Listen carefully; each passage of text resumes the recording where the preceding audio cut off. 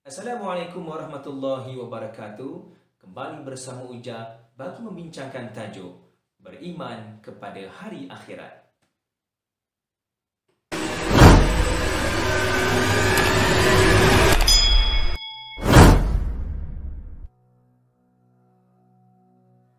InsyaAllah, untuk siri yang pertama ini, kita akan membincangkan mengenai maksud beriman kepada hari akhirat, konsep dosa dan pahala, konsep kematian dan alam barzakh, serta tanda-tanda hari kiamat, iaitu tanda kecil dan tanda besar.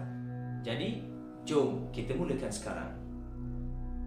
Maksud beriman kepada hari akhirat ialah yakin kewujudan hari kehancuran alam semesta dan kebangkitan semula yang kekal abadi untuk menerima pembalasan sama ada syurga ataupun neraka. Hukum kita beriman dengan hari akhirat adalah wajib kerana secara jelas telah dinyatakan Allah Subhanahu Wa Taala dalam Al-Quran dan juga hadis baginda Rasulullah Sallallahu Alaihi Wasallam. Hari akhirat mempunyai pelbagai nama dan hal ini dirakamkan Allah Subhanahu Wa Taala dalam Al-Quran, antaranya Yaumul Qiyamah, hari kiamat, Yaumuddin, hari pembalasan, dan Yaumul Hisab, hari perhitungan. Antara nama-nama lain bagi hari akhirat, Yaumul Ba'ts, Yaumul Khuruj, Yaumul Fasl, Yaumul Jam', Yaumul Khulud, Yaumul Wa'id, dan Yaumul Hasrah.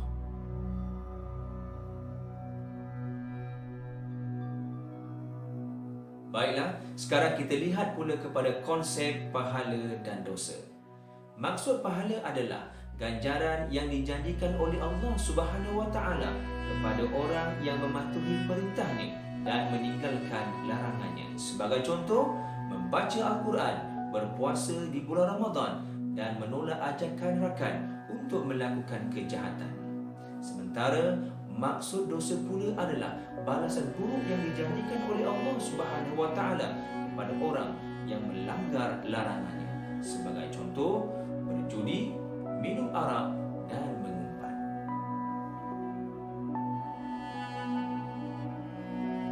Antara perkara lain yang bersangkut paut dengan hari akhirat adalah kematian dan alam barzakh. Maksud kematian adalah perpisahan antara ruh dengan jasad. Firman Allah Subhanahu Wa Taala dalam surah Ali Imran ayat 185. A'udzu billahi minasy syaithanir rajim. Kullu nafsin dha'iqatul maut. Maksudnya, tiap-tiap yang bernyawa pasti akan merasai mati. Maksud alam barzakh pula adalah alam pemisah antara dunia dengan hari akhirat. Hal ini bermaksud selepas berlaku kematian, roh manusia akan ditempatkan sementara di alam barzakh sementara menanti kedatangan hari kiamat.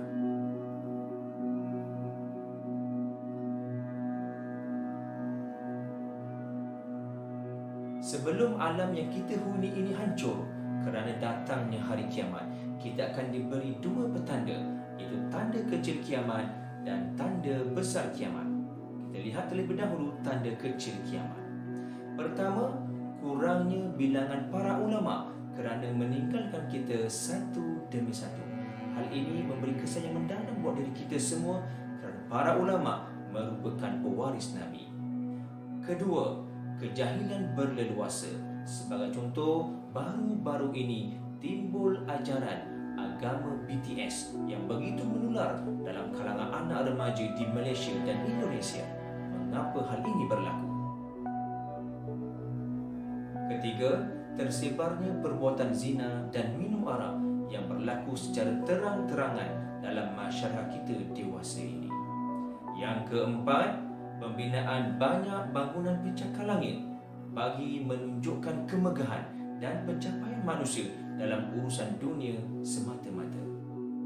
Kelima, amanah tidak lagi dilihat sebagai satu tanggungjawab, bahkan amanah dikhianati. Dan yang keenam, banyak berlaku peperangan sehingga menumpahkan darah dan banyak berlakunya kematian dalam kalangan masyarakat dunia pada masa Ketujuh, negara Arab dipenuhi dengan sungai dan taman yang menghijau.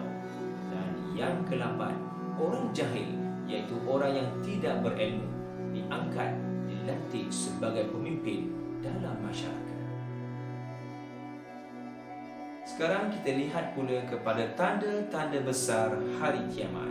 Pertama, munculnya Imam Mahdi yang bernama Muhammad bin Abdullah, datangnya daripada keturunan Rasulullah sallallahu alaihi wasallam yang akan memimpin umat manusia menegakkan syiar Islam. Kedua, keluarnya Dajjal yang mengaku dirinya sebagai Tuhan dan akan menyesatkan manusia.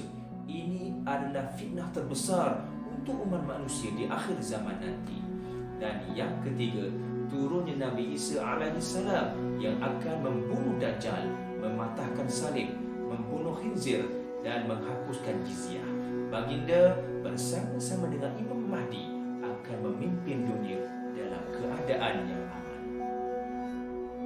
Keempat, keluarnya Ya'juj dan Ma'juj yang akan melakukan kerosakan dan keganasan di muka bumi Allah ini, dan pada akhirnya mereka akan dibinasakan oleh Allah Subhanahu wa taala dengan wabak yang terkena pada bahagian tengkuk mereka.